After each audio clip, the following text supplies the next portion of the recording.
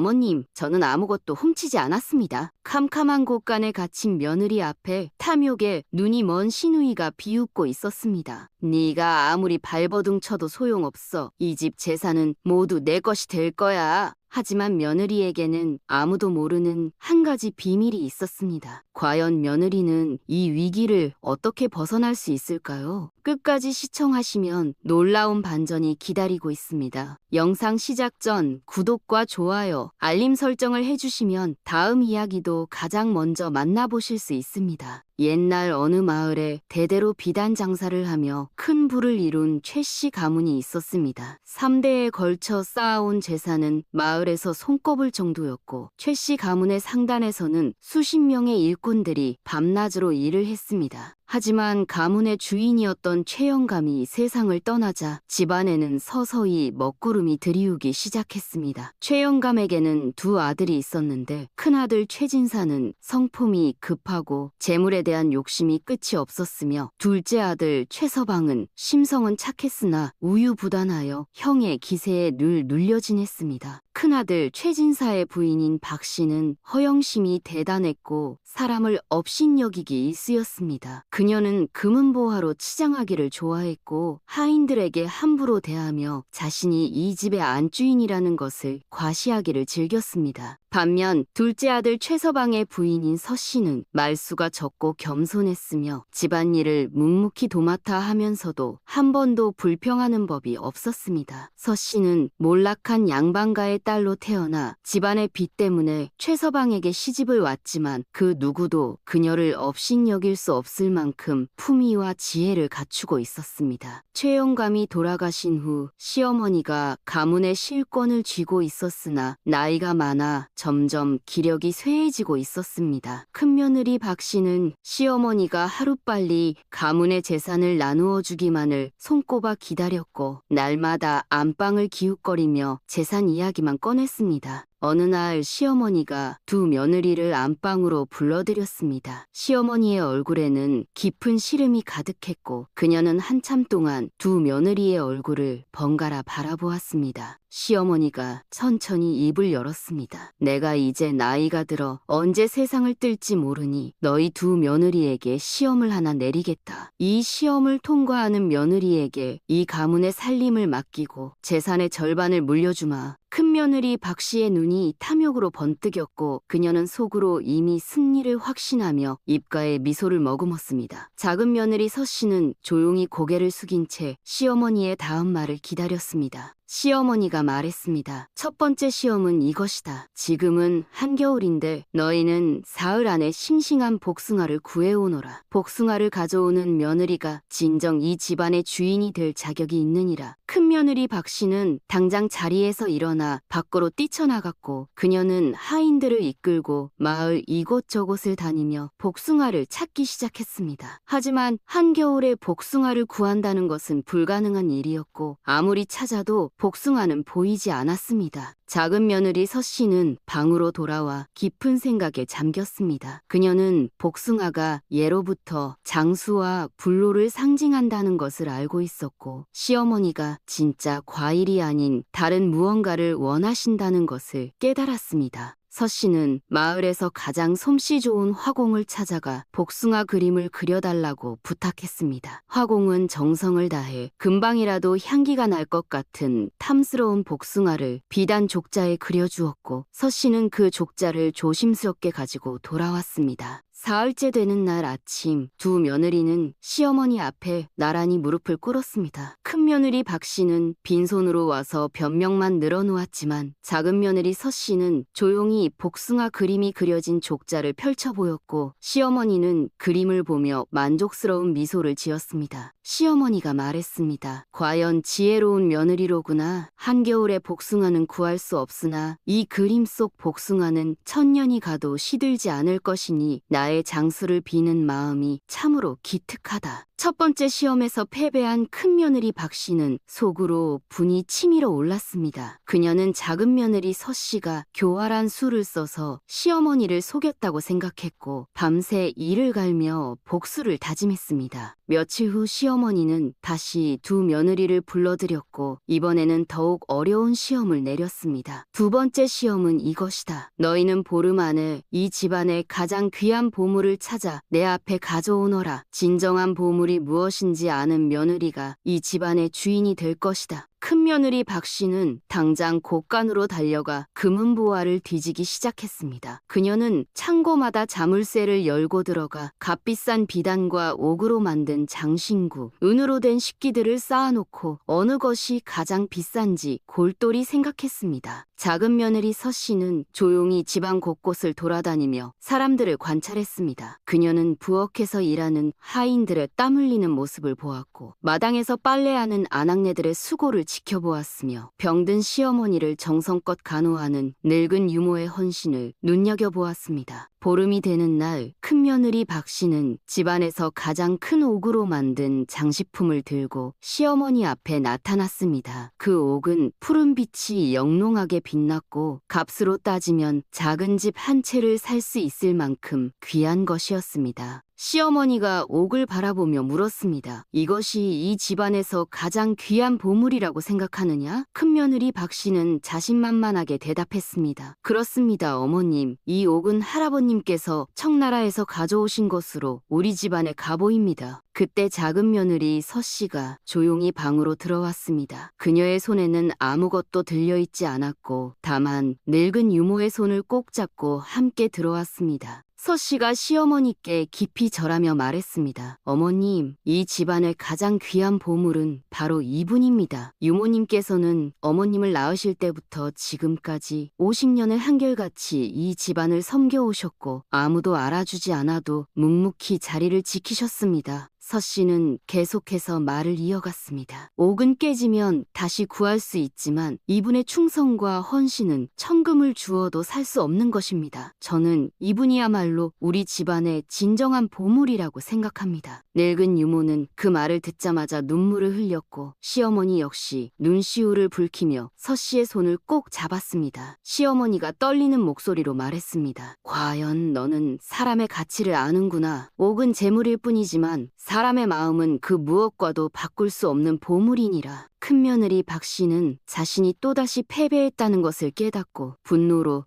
얼굴이 새빨갛게 달아올랐습니다. 그녀는 방을 나가며 서 씨를 향해 독한 눈빛을 보냈고 마음속으로 반드시 복수하겠다고 다짐했습니다. 그날 밤 박 씨는 남편 최진사를 찾아가 눈물을 흘리며 호소했습니다. 서방님, 이대로 두면 우리는 이 집에서 쫓겨나게 생길 것입니다. 저 교활한 동서가 온갖 수를 써서 어머님의 마음을 사로잡고 있으니 우리도 무언가 대책을 세워야 합니다. 최진사 역시 동생 내외가 재산을 물려받을까봐 노심초사하고 있었습니다. 그는 부인의 말에 고개를 끄덕이며 말했습니다. 그래, 이대로는 안 되겠소. 우리가 먼저 손을 써야겠소. 부부는 밤새 머리를 맞대고 음모를 꾸몄습니다. 그들은 작은 며느리 서 씨를 모함할 계략을 짜기 시작했고 마침내 악독한 계획 하나를 떠올렸습니다. 다음 날 아침 시어머니의 방에서 비명소리가 들려왔습니다. 큰며느리 박 씨가 울부짖으며 안방으로 뛰어들어갔고 그녀는 시어머니의 침상 아래에 쓰러져 있는 옥 장식품을 발견했다고 소리쳤습니다. 박 씨가 목청을 높여 외쳤습니다. 어머님, 큰일 났습니다. 어제 제가 어머님께 보여드렸던 옥 장식품이 깨져 있습니다. 누군가 이것을 훔치려다 떨어뜨린 것이 분명합니다. 시어머니는 놀라 일어나 침상 아래를 살펴보았고 과연 옥 장식품이 두 동강이 나 있었습니다. 집안 식구들이 모두 안방으로 모여들었고 큰며느리 박 씨는 눈물을 흘리며 작은 며느리 서 씨를 바라보았습니다. 박 씨가 떨리는 목소리로 말했습니다. 어젯밤 제가 잠을 설치며 복도를 지나가는데 누군가 어머님 방으로 들어가는 그림자를 보았습니다. 그 뒷모습이 동서님과 닮았기에 설마 하고 말을 안 했는데 이런 일이 벌어질 줄은 몰랐습니다. 작은 며느리 서 씨는 청천벽력 같은 누명에 얼굴이 창백해졌습니다. 그녀는 어젯밤 남편과 함께 자신의 방에서 잠을 잤을 뿐 시어머니 방에 간 적이 없었습니다. 서 씨가 간절히 해명했습니다. 어머님, 저는 그런 일을 한 적이 없습니다. 어젯밤 저는 서방님과 함께 방에 있었고 한 발짝도 밖으로 나가지 않았습니다. 하지만 큰며느리 박 씨는 계속해서 의심의 눈초리를 보냈습니다. 그렇다면 어찌 된 일입니까? 제가 분명히 동서님 같은 뒷모습을 보았는데 설마 제 눈이 잘못 본 것입니까? 그때 최진사가 나서며 말했습니다. 어머님, 저도 이상한 점을 발견했습니다. 오늘 아침 동생 방 앞에서 옷에 묻은 듯한 옷가루를 발견했습니다. 혹시 동생 내외가 옥을 탐하여 시어머니의 얼굴이 굳어졌습니다. 그녀는 두 며느리를 번갈아 바라보았고 무거운 침묵이 방안을 짓눌렀습니다. 둘째 아들 최서방이 황급히 나서며 아내를 변호했습니다. 형님, 그게 무슨 말씀이십니까? 제 아내는 그런 사람이 아닙니다. 분명 누군가 누명을 씌우려는 것입니다. 하지만 큰며느리 박 씨는 더욱 목소리를 높였습니다. 아니면 동서님 방을 수색해 보시지요. 만약 아무것도 없다면 제가 잘못 본 것을 인정하겠습니다만 혹시 다른 증거라도 나온다면 어쩌시려고 그러십니까? 시어머니가 무거운 한숨을 내쉬며 말했습니다. 그래, 억울한 일이 없도록 서 씨의 방을 살펴보는 것이 옳겠구나. 만약 아무것도 없다면 박 씨, 네가 거짓을 말한 것이니 벌을 받아야 할 것이다. 하인들이 서 씨 부부의 방으로 달려가 이곳저곳을 뒤졌습니다. 서 씨는 떨리는 마음으로 지켜보았고 그녀는 자신이 결백하다는 것을 믿었기에 두려움보다는 억울함이 앞섰습니다. 그런데 놀랍게도 서 씨의 옷장 깊숙한 곳에서 작은 옥조각 하나가 발견되었습니다. 하인이 그 옥조각을 들고 나오자 박 씨가 과장되게 놀라며 소리쳤습니다. 박 씨가 외쳤습니다. 저것 보십시오. 제가 거짓말을 한 것이 아니었습니다. 동서님께서 정말로 옥을 훔치려 하셨던 것입니다. 서 씨는 그 옥조각을 보는 순간 누군가 자신을 모함하기 위해 미리 심어놓은 것임을 깨달았습니다. 그녀의 눈에서 억울함의 눈물이 흘러내렸고 남편 최서방은 아내를 끌어안으며 함께 울었습니다. 시어머니는 무거운 표정으로 서 씨를 바라보았습니다. 하지만 그녀의 눈빛 깊은 곳에는 며느리를 향한 믿음이 여전히 남아있었고 오랜 세월 사람을 지켜본 지혜로운 노인의 통찰력이 빛나고 있었습니다. 시어머니가 천천히 입을 열었습니다. 서 씨야, 네가 정말로 이 일을 저질렀다면 나는 너를 용서할 수 없다. 하지만 만약 누명을 쓴 것이라면 네 지혜로 이 억울함을 풀어보거라. 내가 너에게 마지막 기회를 주겠다. 서 씨는 눈물을 닦으며 고개를 들었습니다. 그녀는 깊은 숨을 들이쉬고 침착하게 주변을 살피기 시작했고 모든 상황을 차근차근 되짚어 보았습니다. 서 씨가 조용히 말했습니다. 어머님, 만약 제가 정말로 옥을 훔치려 했다면 어찌하여 제 옷장에 증거를 그대로 남겨두었겠습니까? 도둑이 자신의 방에 훔친 물건을 숨긴다는 것은 어리석은 짓입니다. 그녀는 계속해서 말을 이어갔습니다. 그리고 형님께서 제 방 앞에서 옷가루를 발견하셨다고 하셨는데 저는 어젯밤 한 번도 방 밖으로 나가지 않았습니다. 만약 제가 어머님 방에 갔다면 어찌하여 제 방 앞에만 옷가루가 있고 어머님 방으로 가는 복도에는 흔적이 없겠습니까? 시어머니의 눈빛이 날카로워졌습니다. 서 씨의 말에는 분명한 논리가 있었고 의심의 화살이 서서히 다른 방향을 가리키기 시작했습니다.